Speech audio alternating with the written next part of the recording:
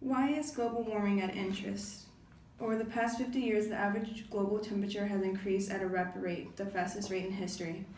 The planet's temperature has been increasing due to us overloading our atmosphere with carbon dioxide. Our usage of burning fossil fuels for energy is the primary cause. Global warming is already having a significant harmful impact on our environment, including the health of those in the community and the climate in which we all live in. Heat waves have been more drastic, sea levels rise at accelerating, wildfires are increasing, dangerous storms have been more common in certain areas, and severe droughts have also become more common. Global warming controversy. The global warming controversy covers a broad spectrum, and it's about whether climate change is occurring, how much has occurred recently, what is causing it, what the effects are, if any actions should be taken for it, and if so, what actions. The main and current global warming controversy is a dispute about the effects that human beings are having on climate change. Understandably, many scientific communities and policymakers are conflicted on exactly what policies should be implemented to curb the harmful and dangerous effects of climate change. Currently, there's a strong consensus that global surface temperatures have increased, and in the past few decades, that this trend is caused by human-induced emissions of greenhouse gases. But there exist groups in the political realm that attempt to downplay, dismiss, or even wholly deny that climate change is an issue for their economical and political motivations. Even so, legal cases regarding global warming, its effects, and measures to reduce it have been taken to American courts and are in the public eye. Current state of knowledge. According to geophysical research, the global sea level rose about 8 inches since 1880, and the rate of rise is accelerating.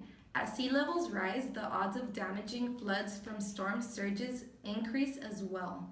The average global temperature on Earth has increased about 1.4 degrees Fahrenheit since 1880. The oceans have absorbed much of this increased heat, with the top 2,300 feet of ocean showing warming of 0.1 degree Fahrenheit over the last century. The number of record high temperature events in the United States has been increasing, while the number of record low temperatures events have been decreasing since 1950. The U.S. has also witnessed increasing numbers of intense rainfall events. Global climate change has had an observable impact on the environment. The glaciers have narrowed, and rivers and lakes have long been spread.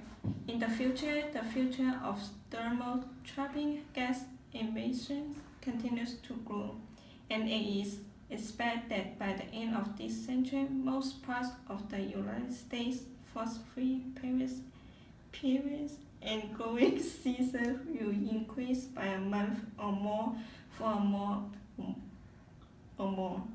With a slight increase in the low plains, it is expected that the western United States, especially high altitude and coastal areas, the largest increase in frost-free seasons. If the heat of exhaust gas is reduced, the increase will be quite large.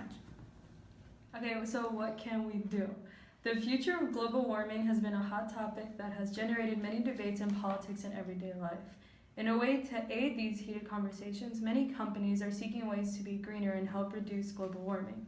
As they look for policies to implement, stores are already turning to greener alternatives. These alternatives are aimed to reduce the use of plastic, emissions, and even electronics. Grocery stores have chosen to ban plastic bags, and some even place fines for those who don't bring their own recyclable bags. Stores like Target make it easy to be green. They have 4 different types of recycling kiosks that include plastic, cans, glass, and even recycling cell phones. In the sales of bulks, they're rising, where you can bring your own recyclable bags, jars, baskets, anything to reduce the amount of waste. Even big car companies for ages have been hard at work, not only making efficient cars, but electric ones that will not harm the environment, which will reduce emissions. Together with all these small steps, there can be no future for global warming.